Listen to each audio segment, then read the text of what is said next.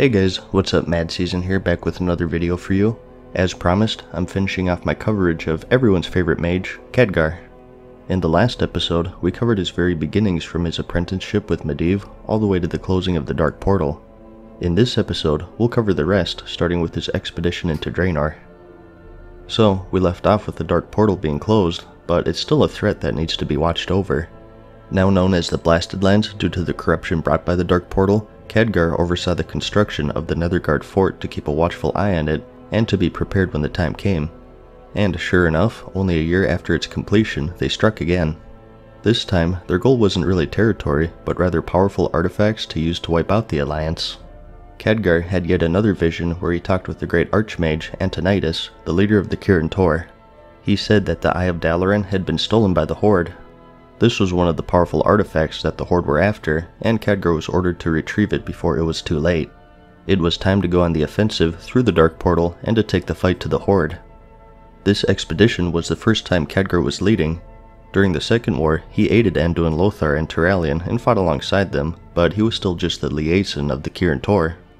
But he wasn't alone. He had some big names with him, including the now High General of the Silver Hand, Turalyon.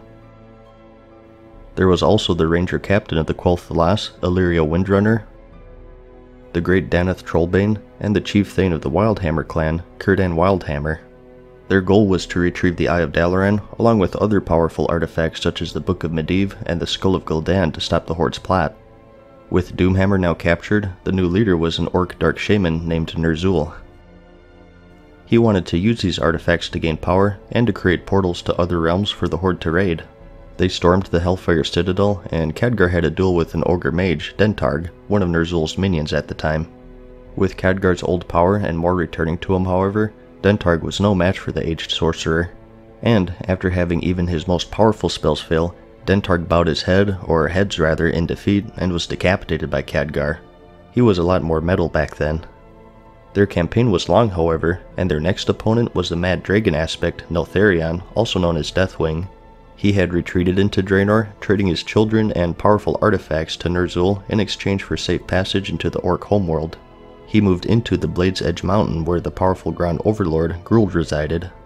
The Blade's Edge was Gruul's territory, so naturally, conflict arose between them. Deathwing had in his possession the Skull of Gul'dan, one of Khadgar's objectives in his expedition. So, seeing an opportunity in front of him, he joined forces with Gruul to battle Deathwing. They destroyed Deathwing's eggs, impaled his children upon the spikes of the land, and entered a heated battle.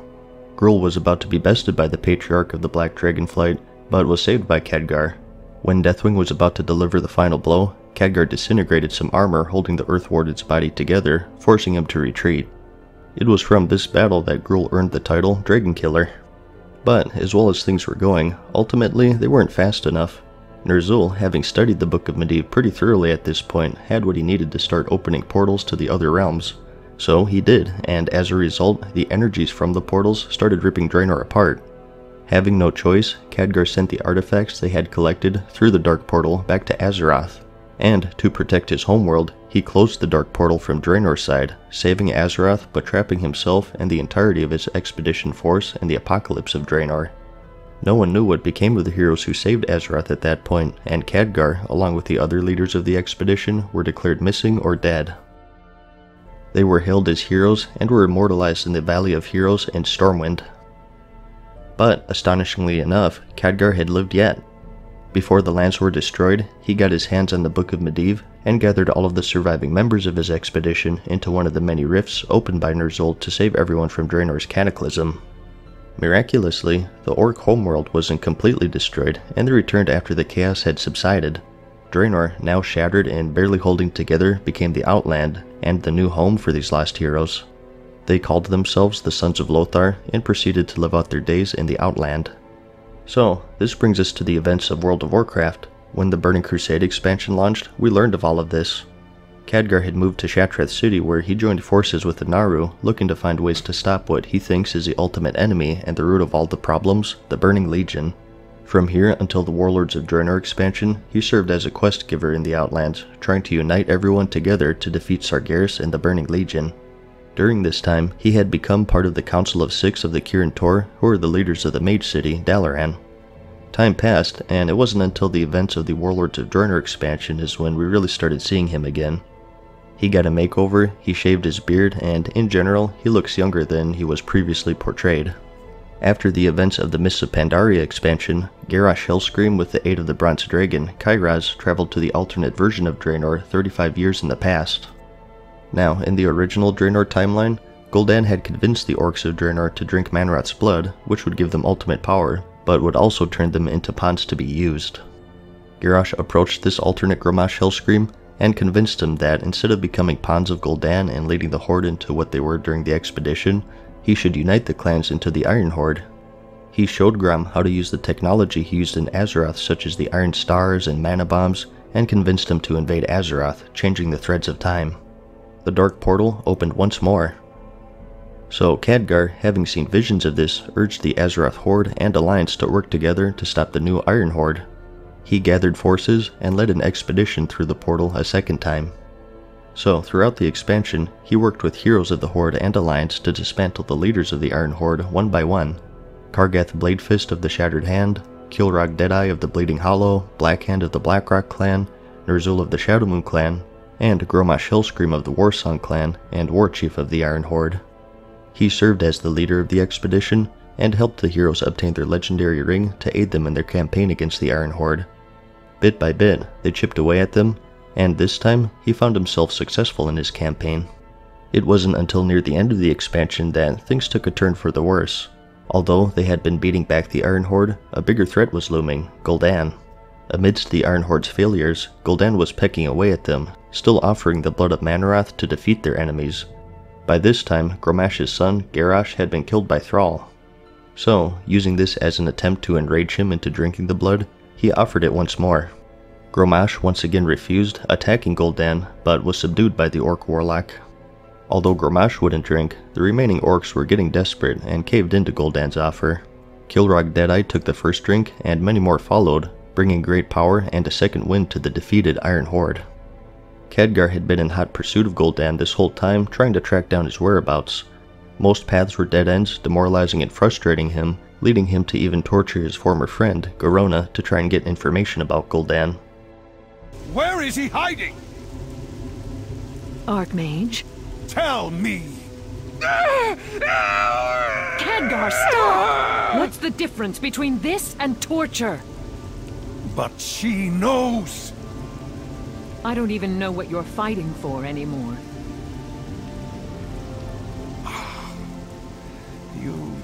You're right. Gul'dan has butchered her mind already. It was only after his bodyguard, Cordana Filsong's intervention, that he regained his senses and realized that it wasn't the right path. This is an important moment for his character, I think, because it shows that he's not this perfect good hero. Anyways, eventually, Gul'dan was tracked down to the Hellfire Citadel in Tannin Jungle, and it's there they would have a showdown. He summoned the corrupted Eredar, Archimonde, to do battle with Khadgar and the heroes.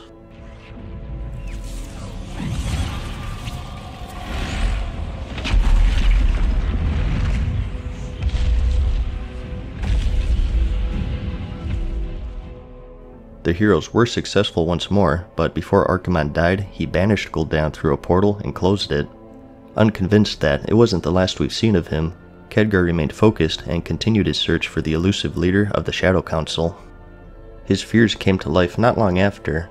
The place Gul'dan was banished to was Azeroth, and he had a new goal this time, to open the tomb of his master, Sargeras.